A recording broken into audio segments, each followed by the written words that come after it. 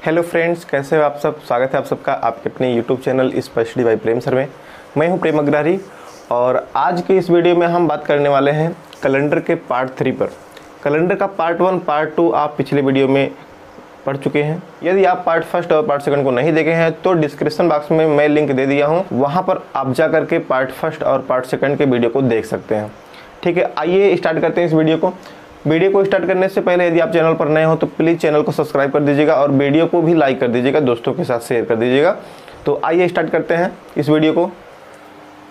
पिछले वीडियो में यानी पार्ट 2 का जो वीडियो था उसमें हमने कैलेंडर के कुछ महत्वपूर्ण टाइप को बताए थे, जिसमें हमने आपको कुल मिला के 4 टाइप बताया था। चारों टाइप में 3 टाइप के क्वेश्चन हम करवा दिए थे और चौथा टाइप आज हम करवाएंगे। इसके अलावा कुछ स्पेशल क्वेश्चन भी कराएंगे आज की वीडियो में।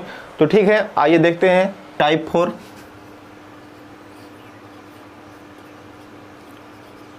टाइप 4 ये था कि जब तारीख, माह और वर्ष तीनों बदल रहा हो तो क्वेश्चन को हम कैसे सॉल्व करते हैं। ठीक है भाई, पिछले वीडियो में हम 3 टाइप के क्वेश्चन करवाए थे आपको। एक टाइप हमारा ये था कि जब आपका सिर्फ और सिर्फ डेट चेंज हो रहा हो। दूसरा टाइप था जब डेट के साथ में मंथ भी चेंज हो रहा हो। और तीसरा टाइप ये था कि जब आपका वर्ष बदल रहा हो। ठीक है, तो चौथा टाइप हमने करवाया था वहां पे कि जब तारीख, माह और वर्ष तीनों बदल रहा हो तो हम कैसे क्वेश्चन को सॉल्व करते हैं। तो आइए यहाँ पे क्वेश्चन करवाते हैं हम आपको। क्वेश्चन नंबर फर्स्ट इसमें है, यदि 5/7/2020 को रविवार हो तो 26 जनवरी 1950 को कौन सा दिन था। ठीक, अब आप यहाँ देख रहे हो कि यहाँ पर 5 तारीख है, यहाँ पर 26 तारीख है, मतलब डेट आपका चेंज है। मंथ देखोगे तो मंथ भी चेंज है आपका, यहाँ पर जनवरी है, यहाँ पर जुलाई है। ईयर आपका ऑलरेडी चेंज है, यानी 1950 है यहाँ पे और यहाँ पर 2020 है। हमको ये भी पता है कि 26 जनवरी 1950 को हमारे देश में संविधान लागू हुआ था। तो जिस दिन हमारे देश में संविधान लागू हुआ था वह कौन सा दिन था, आज इसकी हम बात कर लेते हैं। ठीक है, चूंकि हम देख रहे हैं कि यहाँ पे जो हम लिखे हैं 5 जुलाई 2020 रविवार लिखे हैं, कहीं ना कहीं ये दिन हमारा जो है वो पूरी तरह से रियल है, पूरी तरह से ये सही है। सो ये वाला जो हम निकालेंगे ये भी हमारा सही दिन आएगा। तो आइए देखते हैं किस प्रकार से इसको सॉल्व करते हैं। दिया है आपके पास 5/7/2020, दिन भी दिया है रविवार, और अगला दिया है यहाँ पे जो निकालना है आपको वो दिया है 26 जनवरी 1950 को कौन सा दिन होगा, ये आपसे पूछा है। ठीक है भाई, ऐसे हम सॉल्व करते थे। सबसे पहले इसमें हम इसको ना निकाल करके, जो हमसे पूछा है 26 जनवरी 1950 को ना निकाल करके हम निकालेंगे इसी 1950 वाले वर्ष में ही, लेकिन डेट आपका इसका रहेगा, मतलब 5/7/1950 को निकालेंगे सबसे पहले। ठीक है, देखो 26 जनवरी 1950 को ना निकाल करके सबसे पहले हम 5 जुलाई 1950 को निकाल रहे हैं। ठीक है, ये इसलिए निकाल रहे हैं कि ये आपके लिए आसान हो जाएगा। कैसे, हम इसको, इस पहले वाले को और इसको देखेंगे तो हमको मिलेगा इन दोनों को देखने पर कि यहाँ पे सिर्फ और सिर्फ आपका ईयर चेंज हो रहा है, जिस टाइप के क्वेश्चन आप ऑलरेडी पिछले वीडियो में कर चुके हैं। ठीक है, तो हम सबसे पहले इसको निकालेंगे। जब ये हमारा निकल जाएगा, यहाँ पे देखो, जब ये निकल जाएगा तो हम तुरंत इसको निकाल सकते हैं। कैसे, अब इसमें अगर आप देखोगे तो यहाँ पर सिर्फ आपका डेट और मंथ चेंज होगा, ईयर आपका सेम रहेगा। मतलब हम यहाँ पर सब कुछ पुराना वाला ही करने वाले हैं। हमने आपको बताया था कि हमारे सभी क्वेश्चन एक ही रूल से लगेंगे, कोई बदल के आपको रूल नहीं बताऊंगा जिससे कोई प्रॉब्लम आए आपको। हमेशा के लिए आपका ये टॉपिक आपको कभी नहीं भूलेगा। ठीक है, तो देखिए हम सबसे पहले 5 जुलाई 1950 निकालते हैं। निकालने का तरीका भी आपको पता है कि इस वाले को और इस वाले को लेकर के सॉल्व करोगे आप, इसको और इसको लेकर के, ठीक। यहाँ आप देखोगे तो सिर्फ ईयर चेंज है, तो ईयर चेंज है तो घटा लेंगे इसमें से, ठीक है। घटाएंगे तो क्या आएगा 1950, घटेगा 2020 में से, तो सीधा सीधा आपके पास आएगा 70 वर्ष। अब हमको पता है कि इनके बीच में हम लीप ईयर निकालते हैं। लीप ईयर निकालने का तरीका भी बताया था हमने कि इन दोनों के बाद का लीप ईयर लिखेंगे, मतलब 2024 लिखेंगे और यहाँ पर 1952 लिख देंगे, ठीक। घटा लेंगे तो यहाँ पर आ जाएगा 2 और यहाँ पर आ जाएगा आपका 7, ठीक। अब क्या करते हैं, 4 से डिवाइड करते थे और जो भी आ जाता था उतने हमारे लीप ईयर हो जाते थे। तो देखिए यहाँ पे काटोगे तो पूरा का पूरा आपका कट जाएगा और आ जाएगा 18, मतलब इनके बीच में 18 लीप ईयर है। तो 18 को यहाँ पर हम ऐड कर लेंगे, तो 18 को ऐड करोगे तो यहाँ पर आ जाएगा 88, मतलब 88 आ जाएगा। 88 को सप्ताह बनाते हो, बना लीजिए। तो सप्ताह बनाओगे तो 7 से काटोगे तो 7 1 के 7, बचेगा क्या, 1 बचेगा। 1 मतलब 18 हो जाएगा और 2 बार जाएगा तो आ जाएगा आपका जो रिमाइंडर वो 4 आ जाएगा, ठीक है। मतलब यहाँ पर 4 जो है आपका विषम दिन आएगा। अब 4 क्या करोगे, यहाँ पर जोड़ोगे कि घटाओगे, तो हमें पता है कि ये 2020 है और ये 1950 है, तो यहाँ पर ये क्या हो जाएगा, घट जाएगा। 4 घटा दो, या फिर आप 3 यहाँ पर प्लस भी कर सकते हो, दोनों बातें एक ही होंगी। जो आपका दिन आएगा 4 घटाने पर भी वही आएगा और 3 जोड़ने पर भी वही आएगा। तो 3 जोड़ोगे रविवार में तो सोम मंगल बुध क्या आ जाएगा भैया, बुधवार आ जाएगा ना, आपका जो दिन आ जाएगा वो बुधवार आ जाएगा। अब देखो ये निकल गया आपके पास बुधवार। अब आप इसको ऑलरेडी निकाल सकते हो। देखिए कैसे निकालोगे, देख लो भैया, 26 जनवरी 1950 निकालना है और 5 जुलाई 1950 आपके पास आ गया बुधवार, ठीक है। तो निकाल लो भैया। यहाँ पर देखोगे आप तो डेट और मंथ सिर्फ चेंज हो रहा है, ठीक है। तो जुलाई से हम स्टार्ट करेंगे। जुलाई में कितना दिन बीता हुआ है, 5 दिन, तो 5 आप लिखोगे। इसके पहले आओगे तो जून होता है। जून आपके पास पूरा है, यानी जून आपका कुल मिला के 30 दिन का होता है, तो यहाँ पर आ जाएगा रिमाइंडर 2, यानी विषम दिन कितना आएगा, 2 आएगा। जून के पहले मई आता है। मई की बात करेंगे तो मई हमारे पास 31 का होता है, तो मई हमारे पास 31 दिन का होता है, तो 31 का मतलब 3 हो जाएगा। अप्रैल की बात कर लेंगे तो अप्रैल में आपका 2 हो गया, अप्रैल में आपका 2 हो जाएगा। मार्च में 3 होगा और फरवरी में देखो, फरवरी 1950 में 28 दिन की होगी, सो यहाँ पर क्या हो जाएगा 0। और जनवरी की बात कर लेते हैं तो जनवरी में देखिए 26 जनवरी को हमें निकालना है। 26 के बाद जितने दिन बच रहे हैं उनको हम काउंट करेंगे, तो जनवरी हमारा कुल मिला के 31 दिन का होता है, तो यहाँ पर 26 निकल जाएगा तो बचेगा 5, ठीक है, आपका 5 आ जाएगा। अब इनको हम क्या करते हैं, जोड़ लेते हैं। जोड़ने के बाद जो भी आता है उसको फिर से हम सप्ताह बनाते हैं और जितना भी विषम दिन आता है उसको फिर क्या करेंगे, यहाँ पे जोड़ेंगे या घटाएंगे। तो यहाँ पर हम क्या करेंगे, घटा लेंगे, क्योंकि हमारा यहाँ जनवरी है और यहाँ पर क्या है, जुलाई है, ठीक है। तो देख लेंगे 5 2 7, एक सप्ताह तो निकल गया। 3 2 5 5 3 8, यहाँ पहुँचने पर 8 आएगा। 1 बच रहा है इसमें, मतलब 7 निकलेगा और 1 बचेगा। 1 और 5 1 6, कुल मिलाकर के जो विषम दिन हमारे पास आ रहे हैं वो कितने आ रहे हैं, 6 आ रहे हैं। अब यही 6 क्या होगा, यहाँ से घटेगा। 6 घटाओगे या फिर 1 जोड़ भी सकते हो, तो 1 जोड़ना ज़्यादा आसान है, तो यहाँ जोड़ोगे 1 तो आ जाएगा आपका दिन बृहस्पतिवार, ठीक है। हमारा जो आंसर आ जाएगा वो बृहस्पतिवार आ जाएगा, ठीक है। तो गाइज हमारे देश में संविधान बृहस्पतिवार के दिन लागू हुआ था, ठीक है। ये बिल्कुल करेक्ट है, क्योंकि हमने यहाँ पर करेक्ट लिया था, 5/7/2020 को हमने करेक्ट लिया था। सो हमारे पास जो आंसर आया है वो भी पूरी तरह से करेक्ट है, ठीक। तो आइए अब इसमें हम और क्वेश्चन की बात कर लेते हैं इस टाइप में। ये क्वेश्चन क्या था, पहले के केस का था, मतलब 2020 का आपको दिया था और 1950 में आपको निकालना था। तो ऐसे आप बाद वाला भी कर सकते हो, मतलब 2020 का अगर दिया हो और निकालना हो 2030 का, 2080 का हो, 2090 का हो या 2150 का हो, कुछ भी हो आगे का, आप इस प्रकार से निकाल सकते हो, ठीक है। या इसी प्रकार से आप पहले वाला भी क्वेश्चन सॉल्व कर सकते हो, ठीक है। तो आइए हम बताते हैं किस प्रकार से क्वेश्चन यहाँ पे पूछे जाते हैं आपके एग्जाम में। तो ये तो एक टाइप आपका हो गया जो आपके एग्जाम में देखने को मिलेगा कि यहाँ पर आपको तीनों का तीनों चेंज मिलेगा। कभी कभी आपके एग्जाम में क्वेश्चन डायरेक्टली पूछ लेता है कि बताओ 13 अप्रैल 1919 को कौन सा दिन था, देखो अब यहाँ पर आपको सिर्फ इतना ही दिया है, ये वाला नहीं दिया है, आपको डायरेक्ट सिर्फ ये दिया है और पूछ लिया कि कौन सा दिन था।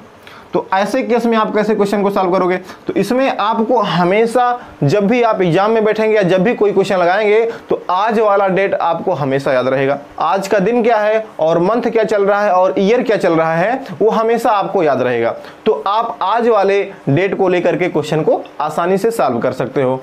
ठीक है, तो आप क्या लिख सकते हो? जैसे मान लो कि आज वाला जो दिन है वो क्या है, 5 है, 5/7/2020 है।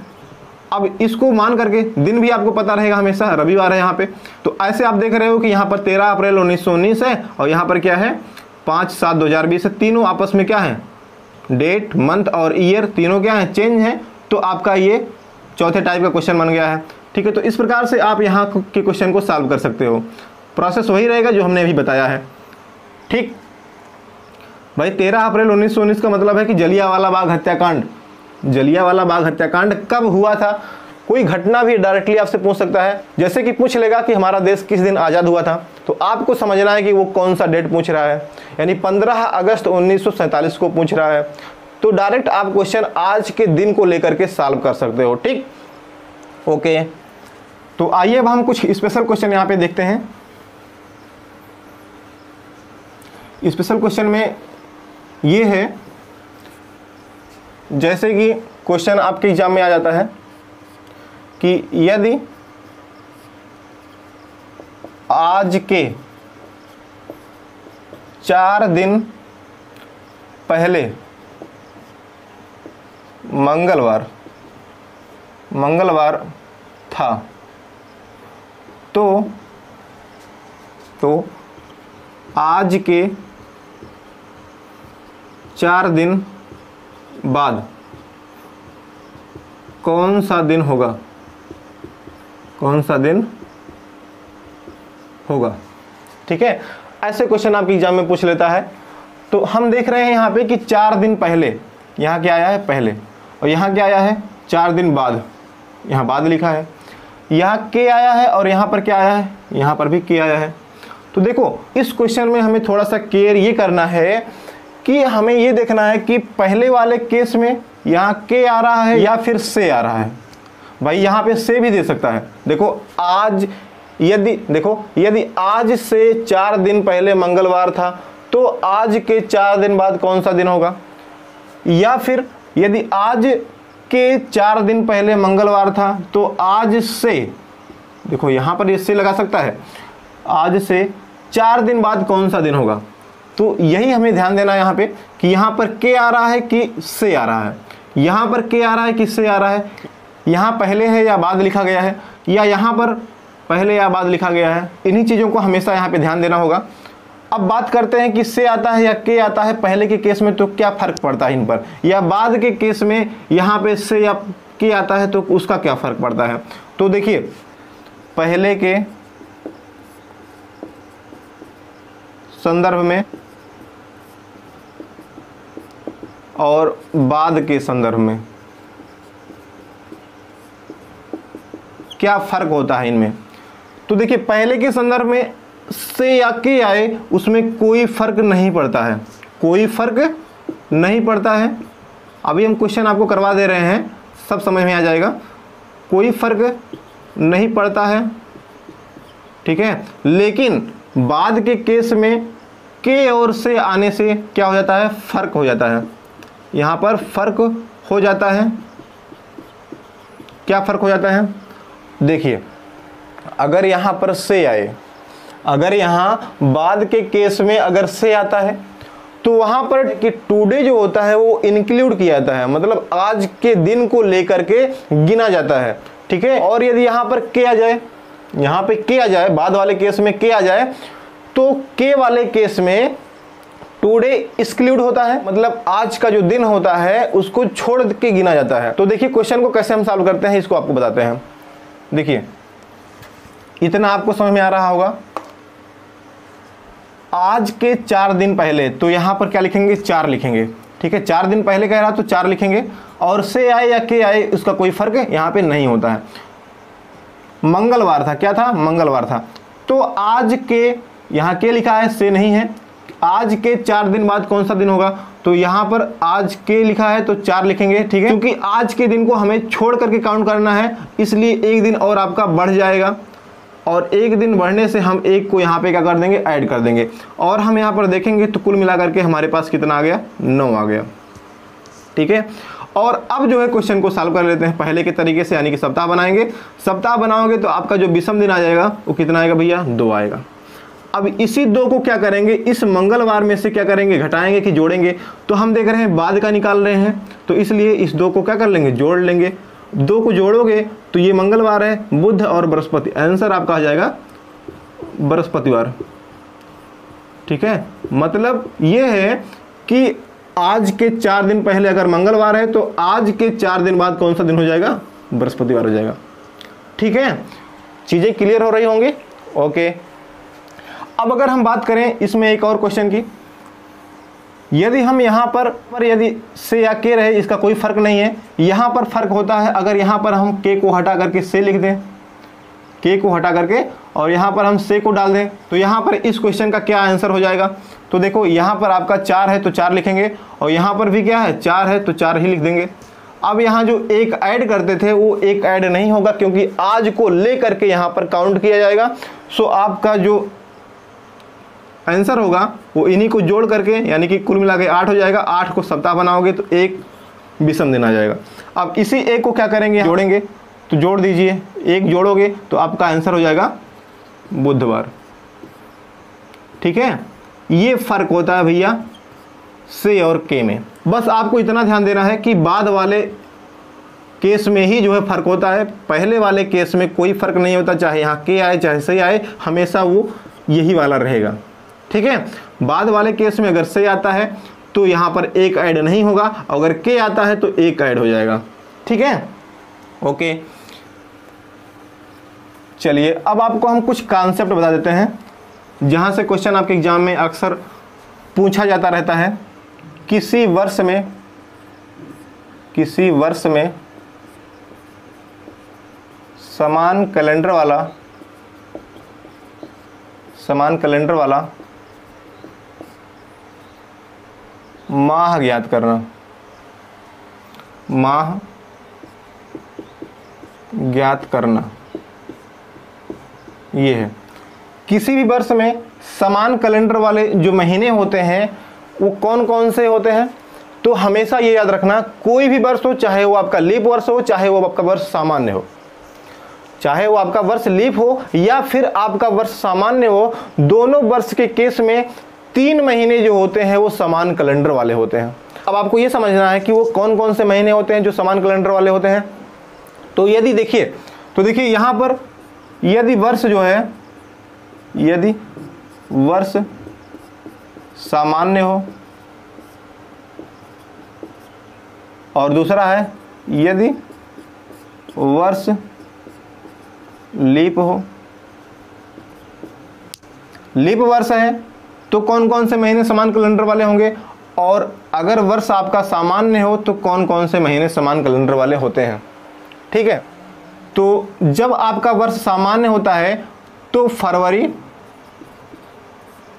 मार्च और नवंबर, ये तीनों महीने समान कैलेंडर वाले होते हैं। आप कैलेंडर को उठा के देख लीजिएगा कि इन तीनों मंथ में किसी भी डेट को आप लेंगे तो उस डेट पर एक समान दिन आपको मिलेगा, ठीक है। मतलब अगर 5 तारीख को मंगलवार है तो सभी में 5 तारीख को मंगलवार रहेगा।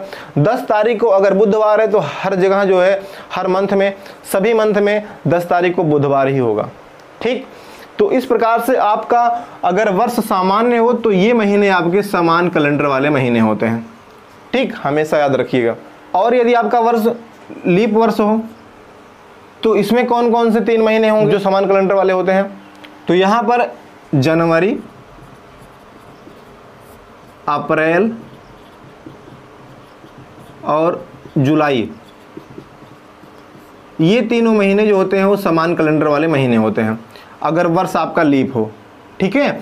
तो जनवरी 1 तारीख को जनवरी में जो दिन रहेगा, अप्रैल में भी 1 तारीख को वही दिन होगा, जुलाई में भी 1 तारीख को वही दिन होगा, ठीक है। मतलब बिल्कुल समान कैलेंडर का होगा। जितने तारीख को जिसमें जो भी दिन रहेगा वही दिन सभी जगह सभी मंथ में रहेगा। ठीक है, आप इसको केयरफुली नोट कर लीजिएगा।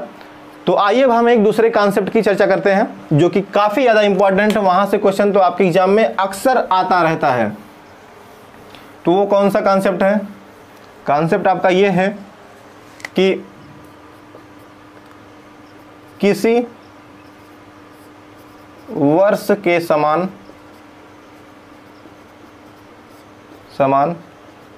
कैलेंडर वाला दूसरा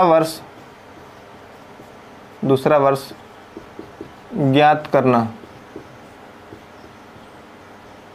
ठीक है, यानी कि किसी वर्ष के समान कैलेंडर वाला दूसरा वर्ष ज्ञात करना। जैसे आप इस क्वेश्चन में ये पूछा जा रहा है कि इस 2011 के बाद जो वर्ष आ रहे हैं उसमें कौन सा ऐसा वर्ष होगा जो पूरी तरह से 2011 के कैलेंडर के अनुसार होगा। तो आइए इस क्वेश्चन को सॉल्व करना आपको बताते हैं। यहाँ पे आप चाहे तो नोट करके भी लिख लीजिए। ठीक है, नोट करके ये लिखना है कि जिस भी वर्ष के समान कैलेंडर वाला वर्ष निकालना होता है उस वर्ष के शेषफल को, शेषफल का मतलब ये है कि अगर आपका सामान्य वर्ष है तो उसका शेषफल 1 होता है, आपको भी पता है, क्योंकि वहाँ पर 52 सप्ताह और 1 विषम दिन आता है। इसी एक दिन को हम शेषफल भी कह सकते हैं।